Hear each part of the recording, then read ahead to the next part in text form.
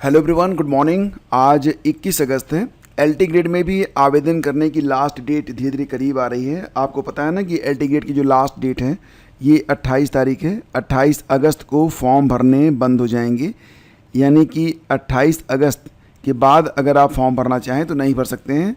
Form भरने से पहले ओटीआर की प्रक्रिया यहाँ पर पूरी करनी पड़ती है, और ओटीआर के लिए अब यहाँ पर अगर आप देखेंगे ना तो थोड़ा सा चेंज किया गया है। एग्जैक्टली अखबारों के मुताबिक ये चेंज है, और मुझे लगता है कि ये पहले से ही था। यहाँ पर आप अपना जो मोबाइल नंबर और ईमेल आईडी है उसमें भी आप चेंज कर सकते हैं। अगर आपका गलत हो गया है तो उसे आप सुधार सकते हैं। यहाँ पर आपको क्लिक करना पड़ता है, यानी कि otr.pariksha.nic.in पर जाएंगे आप तो सबमिट रिक्वेस्ट पर आप क्लिक करेंगे। अगर आपको ईमेल आईडी ठीक करनी है तो केवल ईमेल आईडी पर क्लिक करेंगे, या फिर मोबाइल नंबर ठीक करना है तो मोबाइल नंबर पर क्लिक करेंगे, या फिर दोनों बोथ पर आप क्लिक कर सकते हैं। फिर अपना आप ओटीआर नंबर डालेंगे, चेक करंट स्टेटस डालेंगे।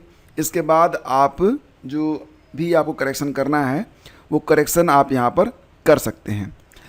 दोस्तों, इसी के साथ आपको ये भी बता दें कि बहुत सारे एस्पिरेंट जो कि ओटीआर नहीं कर पा रहे हैं, तो अगर आप ओटीआर नहीं कर पा रहे हैं, रजिस्टर नाउ पर क्लिक करने के बाद बहुत सारे एस्पिरेंट हैं जिनका मोबाइल नंबर या फिर ईमेल आईडी जो है जब वो करते हैं तो ऑलरेडी एग्जिस्ट बताता है। तो आपको करना ये है ना कि अगर आप ओटीआर नहीं कर पा रहे हैं और जैसे ही अपना ईमेल आईडी मोबाइल नंबर डालते हैं तो इसका मतलब ये हुआ कि मोबाइल नंबर या फिर ईमेल आईडी का इस्तेमाल ऑलरेडी हो चुका है, भले ही ओटीआर की प्रक्रिया पूरी हुई हो या फिर पूरी ना हुई हो। तो क्या करना है आपको? तो बहुत ही आसान है। देखो, अगर आप यहाँ पर ओटीआर करने में अगर आपको जो है यहाँ पर बताया जा रहा है कि ऑलरेडी एग्जिस्ट आ रहा है, तो आप अपना जो मोबाइल नंबर है, एक नया मोबाइल नंबर डालिए और एक नई ईमेल आईडी डालिए। यानी कि मोबाइल नंबर ये बदल दीजिए, न्यू कर दीजिए, और अपना जो ईमेल है इसको भी न्यू कर दीजिए। इसके बाद आप ट्राई करिए। 99.99% चांसेज है कि फिर आपका जो ओटीआर है ये हो जाएगा। ऑलरेडी एग्जिस्ट वाला जो ऑप्शन आ रहा है वो नहीं आएगा। ठीक है। और दोस्तों, बात करें आयु सीमा में छूट के बारे में, एक बहुत ही अहम मुद्दा था और इस पर बात शुरू से ही मैं कर रहा हूँ। और मैंने ये भी कहा था कि ना तो ठीक से डिमांड की गई और ना ही सरकार ने इस पर विचार किया कि 7 साल के बाद ये भर्ती आई है तो उम्र सीमा में छूट भी मिलनी चाहिए। इसके पहले जो भर्ती आई थी 2018 में आई थी, इसके बाद अब 2025 में ये भर्ती आई है। यानी कि देखा जाए तो 7 साल का यहाँ पर अंतर है। लेकिन यहाँ पर इस दौरान जो अभ्यर्थी ओवर एज हो गए उनके लिए यहाँ पर बिल्कुल भी विचार नहीं किया गया, जबकि फॉर्म भरने में अब आपके पास लगभग 1 सप्ताह का समय बचा हुआ है। तो ऐसी कंडीशन में बहुत सारे एस्पिरेंट लगातार मुझे मैसेज कर रहे हैं कि क्या सर जो जन्मतिथि में छूट है वो मिलेगी, यानी कि डेट ऑफ बर्थ यानी कि एज रिलैक्सेशन क्या उनको मिलेगा। देखो दोस्तों, एग्जैक्टली तो फिलहाल जो पोजीशन दिख रही है, जो सिचुएशन दिख रही है, उसके मुताबिक आयु सीमा में ना तो सरकार छूट देने पर विचार कर रही है, ना ही अभ्यर्थी, मतलब संख्या होनी चाहिए ना, जब तक संख्या नहीं होती तब तक तो ऐसा कुछ होता नहीं है। तो यहाँ पर ना तो ठीक से मांग की गई और ना ही इस पर विचार किया जा रहा है। और लगभग फ़िलहाल जो स्थिति यही है कि उम्र सीमा में छूट नहीं मिलेगी, क्योंकि धीरे धीरे अब जो आवेदन की प्रक्रिया है ये पूरी होने को है। ठीक है। तो मिला जुला के यही स्थिति है। कुछ लोग जानना चाहते थे कि क्या सर अंतिम समय में जो आयु सीमा है उसमें रिलैक्सेशन मिल सकता है, तो चांसेस तो नहीं के बराबर हैं। सामान्य तौर से देखा जाए तो ऐसे अभ्यर्थी जो, जैसे कि मान लेते हैं आप अगर एससी कम्युनिटी से आते हैं, एसटी से आते हैं, ओबीसी से आते हैं, या फिर आप कुशल खिलाड़ी हैं, या फिर आप उत्तर प्रदेश राज्य सरकार के कर्मचारी हैं, उत्तर प्रदेश बेसिक शिक्षा परिषद के जो है कर्मचारी हैं, या फिर ऐसे अभ्यर्थी हैं, तो मतलब यहाँ पर कहा जा रहा है कि ऐसे अभ्यर्थियों को आयु सीमा में 5 वर्ष तक की छूट मिल रही है। यानी कि अगर उनका जो डेट ऑफ बर्थ है 2 जुलाई 1980 या उसके बाद का है तो वो आवेदन यहाँ पर कर सकते हैं। और उत्तर प्रदेश के जो दिव्यांग हैं उनको 15 वर्ष तक की छूट यहाँ पर दी जा रही है। लेकिन दोस्तों, यहाँ पर सामान्य जो छूट मिलनी चाहिए थी, इन 7 सालों के दौरान कोविड भी था और 3 साल की छूट तो आपने देखा कि पुलिस भर्ती में भी दी गई थी, तो उस पर भी यहाँ पर विचार नहीं किया गया, मतलब छूट नहीं के बराबर दी गई। फिलहाल यहाँ पर अब मैं क्या कहूँ, आप लोग सारी स्थितियाँ समझ पा रहे होंगे। तो ये सारी चीज़ें हैं। फिलहाल आयु सीमा में छूट देने के बारे में तो कोई जानकारी प्राप्त नहीं हो पा रही है और आवेदन धीरे धीरे अब समाप्ति की ओर है और वेबसाइट भी अब हैंग होनी स्टार्ट हो चुकी है। तो फ्रेंड्स, ये थी एल टिकट के बारे में अपडेट। आगे बढ़ते हैं, आपको बता दें कि government of Bihar high court से एक वैकेंसी आ रही है, आज से आप इस पर आवेदन कर सकते हैं। तो ये जो वैकेंसी है लेवल 4 की वैकेंसी है, पद का नाम है स्टेनोग्राफर। तो स्टेनोग्राफर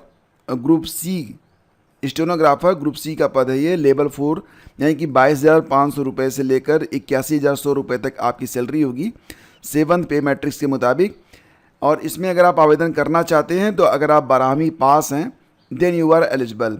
आप 12वीं पास हैं तो आप यहाँ पर आवेदन कर सकते हैं। 18 से 37 साल की उम्र सीमा जो है रखी गई है। 1 जनवरी 2025 को आपकी उम्र 18 साल से 37 साल के बीच में होनी चाहिए। और ये जो आवेदन है ये आज यानी कि 21 अगस्त से स्टार्ट हो रहे हैं, चलेंगे 19 सितंबर तक। और वेबसाइट का लिंक क्या है तो www.patnahighcourt.gov.in पर जाकर आप आवेदन कर सकते हैं। अभी डिटेल नोटिफिकेशन इसकी नहीं आई है, लेकिन थोड़ी देर में जब लिंक एक्टिव हो जाएगा तो आपको डिटेल में सारी जानकारी देखने को मिल जाएगी। फ्रेंड्स, एक छोटी सी जानकारी आपको देना चाहूँगा कि यहाँ पर आप देखिए, उत्तर प्रदेश लोक सेवा आयोग की ओर से एक विज्ञप्ति प्रकाशित की गई है, एक परीक्षा के संबंध में है ये।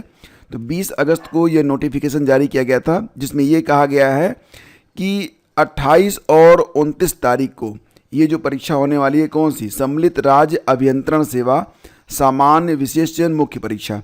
तो ये मेंस है, जो मैंने बताया था आपको ना, एई की परीक्षा थी।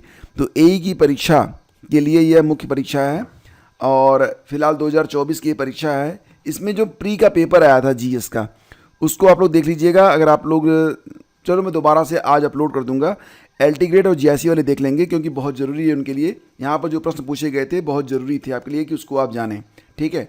तो एलटी और जीआईसी के लिए मैं इसका जो प्री का पेपर था जीएस का, उसको मैं आज फिर से दोबारा से अपलोड कर दूंगा। तो फिलहाल यहाँ पर जो स्थिति है वो देख पा रहे हैं कि 2 दिनों में परीक्षा होगी। सुबह 9:30 से 12 बजे तक पहली पाली होगी, दूसरी पाली 2:30 बजे से लेकर 5 बजे तक जाएगी। बहुत सारे लोग 2:30 बोल देते हैं ना। चलो ठीक है, ये सारी बातें क्लियर हो गई। अब थोड़ा सा आगे बढ़ते हैं। खबर ये आ रही कि 3 दशक पहले विषय समाप्त शिक्षकों की करेंगे भर्ती। तो बात यहाँ पर हो रही है एग्जैक्टली टीजीटी बायो के बारे में। टीजीटी बायो के बारे में जो व्यथा है यहाँ पर, उसके बारे में मैं क्या कहूँ कि यूपी बोर्ड ने हाई स्कूल स्तर पर एक अलग विषय के रूप में पढ़ाए जा रहे जीव विज्ञान को 3 दशक पहले समाप्त कर दिया था, लेकिन इस विषय के शिक्षकों की भर्ती तमाम विवादों के बावजूद बदस्तूर जारी है। फिलहाल इस बार जो नियमावली जारी हुई थी उसमें बायो को नहीं रखा गया था। एलटी ग्रेड में बायो रखा गया, लेकिन टीजीटी में बायो नहीं रखा गया था नियमावली में। अब इसको जो है कोर्ट में चैलेंज भी किया गया है। मैं आपको बताना चाहूँगा कि टीजीटी बायो को लेकर एज ए सब्जेक्ट टीजीटी में क्यों नहीं रखा गया है, इसको लेकर एक याचिका भी दायर की गई है। और याचिका के बारे में जानकारी ये मिल रही थी कि सब कुछ तैयारियां हो गई थी। याचिका जो है कल शाम तक दायर हो पाई या नहीं हो पाई, जानकारी नहीं मिल पाई है। इस पर अपडेट मैं आपको दोपहर तक दे दूंगा कि याचिका दायर हुई है तो मतलब क्या क्या उसमें है। लेकिन इतना मैं जानता हूं कि याचिका की तैयारी में बहुत बड़ी संख्या में अभ्यर्थी जुड़ चुके हैं और उनकी जो ब्रीफिंग वगैरह होती है सब कुछ हो चुकी है। वकील ने पूरी तैयारियाँ कर ली हैं। याचिका अगर कल दायर हो गई होगी तो ठीक, नहीं हुई होगी तो जल्दी दायर हो जाएगी। फिलहाल यहाँ पर आप देख पा रहे हैं कि एलटी ग्रेड में तो आपके लिए जो बायो है वो सब्जेक्ट है, लेकिन टीजीटी में बायो का पद समाप्त कर दिया गया था। हालांकि इसको लेकर विरोध भी हुआ था और यहाँ पर जो शिक्षा सेवा चयन आयोग था उसने नियमावली में संशोधन के लिए प्रयास भी किया था, लेकिन यहाँ पर अभी कोई भी बड़े स्तर पर संशोधन नहीं हुआ है। यानी कि एडेड कॉलेजों में टीजीटी जीव विज्ञान के पदों पर फिर से भर्ती होने की जो बात है, क्या वो हो पाएगी? जो नई वैकेंसी होगी क्या उसमें टीजीटी बायो का पद रहेगा? एक बड़ा सवाल है, क्योंकि जो नियमावली है उसमें टीजीटी बायो का पद नहीं है। अब एक सवाल यहाँ पर और भी उठता है, हालांकि सवाल तो बहुत ही कॉमन है कि अगर बायो का पद समाप्त किया गया तो फिर जो लोग यहाँ पर बायोलॉजी पढ़ते हैं उनके साथ क्या होगा? क्योंकि अगर बायोलॉजी वाले आवेदन करेंगे नहीं तो क्या वो शिक्षक नहीं बन सकते हैं? क्या वो सिर्फ डॉक्टर बनेंगे? एक बड़ा सवाल है, देखना ये होगा कि आगे इस पर क्या होता है। हालांकि कोर्ट में भी ये मैटर पहुंच चुका है। आगे बढ़ना चाहेंगे, डीएम और कमिश्नर के दफ्तरों में भर्ती होगी, 378 क्लर्क की भर्ती होगी। और ये जो भर्ती होगी ये पीईटी के नतीजों के बाद शुरू होगी, यानी कि पीईटी की जो परीक्षा होगी, पीईटी 2025, आपको पता है ना कि पीईटी 2025 की परीक्षा अगले महीने होने वाली है। आपके पास मात्र 15 दिनों का समय बचा हुआ है, ओनली 15 डेज़। आपको 6 और 7 सितंबर को ये परीक्षा होने जा रही है। तो उसके बाद कई सारी भर्तियां हैं, उन्हीं भर्तियों में एक भर्ती ये भी शामिल है कि कनिष्ठ सहायक यानी कि जूनियर असिस्टेंट क्लर्क का पद होता है ये। तो यहाँ पर डीएम और कमिश्नर के दफ्तरों में देखो, यहाँ पर ना भले ही आपको लग रहा है कि जूनियर असिस्टेंट का पद है, लेकिन बड़े ऑफिस में एक छोटा कर्मचारी भी बड़ा ओहदा रखता है, ठीक है। तो पद बहुत महत्वपूर्ण है, ये बात ध्यान रखिएगा। वैसे भी वन विभाग में भी 200 पदों पर भर्ती होने वाली है, तो पेट की परीक्षा को सीरियसली लीजिए। अभी फ़िलहाल थोड़ा समय है, तो अच्छे से जो मूलभूत आपके जो टॉपिक हैं उसको अच्छे से तैयार कर लीजिए।